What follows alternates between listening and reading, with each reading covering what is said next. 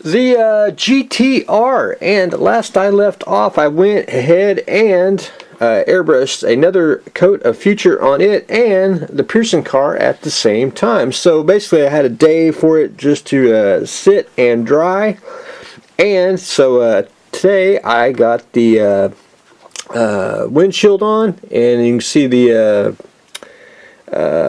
crystal clear. It's curing nicely, and it's good and secure, so we are good to go to put the body on the chassis, and we can pretty much wrap it up. Anyway, I'm going to let that dry today, and then I'll put the body on the chassis, and then we'll do one more spin around on the turntable, make sure I didn't miss anything, and be ready to wrap it up. I didn't get to do the windshield on the Pearson car, as I let it dry for a day, and then after I get off here I'll start cutting out the clear styrene for the windshield, which will probably be done today, but we'll just see. But anyway, Pearson GTR is just about done. Just gotta wipe down the inside of the windshield and then assemble it, and we'll be pretty much good to go. The dog, I haven't started the dog yet. I'm going to go ahead and finish the GTR, clean off the workbench so I can get the dog situated on the bench, and then I can do my assembly line of model building. So the dog will be up very, very soon. Plus I need to lay out some of the organs and do some pre-paint and then assemble. But anyway, we'll get to there. The Hearse. So I need to put one more coat of paint on, which I haven't done yet, and it's just to touch up a few things. You can see where I didn't get the bottom of the door, and that's no big deal. But the interior is all painted, and I did a little bit of dry brushing. And if you don't know what dry brushing is, it's basically you, for example, you get some paint and just put your little down, get your brush. You dip it in, and you basically take a paper towel and get almost all the paint off. You can see where it's just very faint paint, and you just basically go over slightly over the texture of a surface, and it brings out just a little bit of detail. I did this with a little bit of gray paint, and that's what I wanted to do. You can see where it brings out the detail. It don't make it look totally flat black. You know, it don't look toy-like. Just gives it a little bit of a contrast. Now I noticed the lights. You know, it may look different under bright light here, but once you get it assembled into the car and get the the shadows going, everything will look great on it. But anyway, that's when I say I'm going to put gray in the car, that's pretty much what I'm going to end up doing. I got the seats and pretty much the sides, and that's pretty much all you're going to see through the little window with the curtains hanging, and I'm going to do the same thing with the curtains once I get the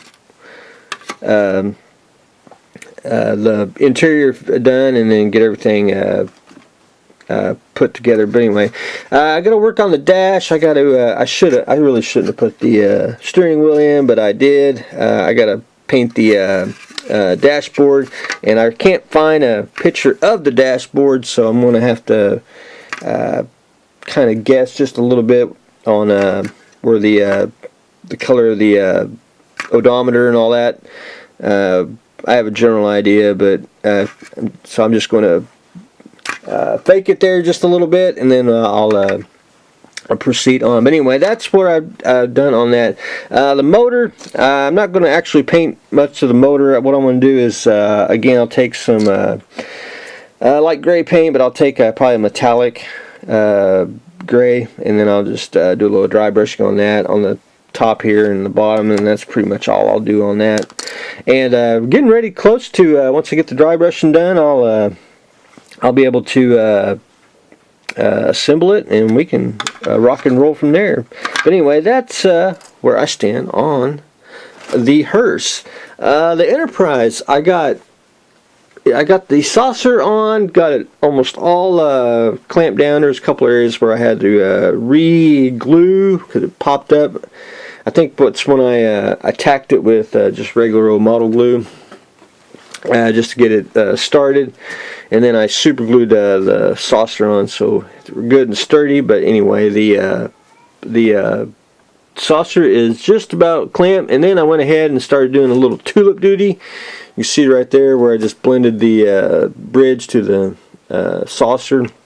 I just worked my way around, fixed a little hole there, so we're, looks very, very good. So all I got to do is go in, do a little tulip work, and then I haven't, if I don't spin it here, I got to put some clear plastic for the impulse deck, and then just a few little minor things, and we can probably start painting. And I'll either do not that pearlescent white. I'll either probably paint it white and then let the decals take care of it, or I'll since this is the A, I'll probably end up doing that. If it wasn't the A, I'd probably go duck egg blue and do that Star Trek 3 down once you see the lighting, because it looks, to me it always looks duck egg blue, but I know it's pearlescent white. But anyway, that's another story. But anyway, we will getting close to actually getting some detail on it, so it'll look pretty darn slick. But I got to do some masking and all that, but we'll get there. The turret tumbler, I have a new kit. This is going to be a 2-sheet. I was going to do one, but it's just simpler if I just did it this way. It's going to be a 2-sheet, 3-piece kit. It's going to run $7. You basically get the deck. For the top of the tumbler, you get the side window and the turret itself. And all you got to do is cut it out, add you some styrene, and really no modification to the kit itself. You basically just can glue it on. You will have to, and if I have time to do it, I'll try to get farther along in it, but you will have to fill in just to blend it into the hole. But that's the easiest, simplest way to make the turret version out of the Mobius rocket version. So that's the new kit that I will have, and these will be available at radhairproductions.com in the store section. But that's what I have got going on today.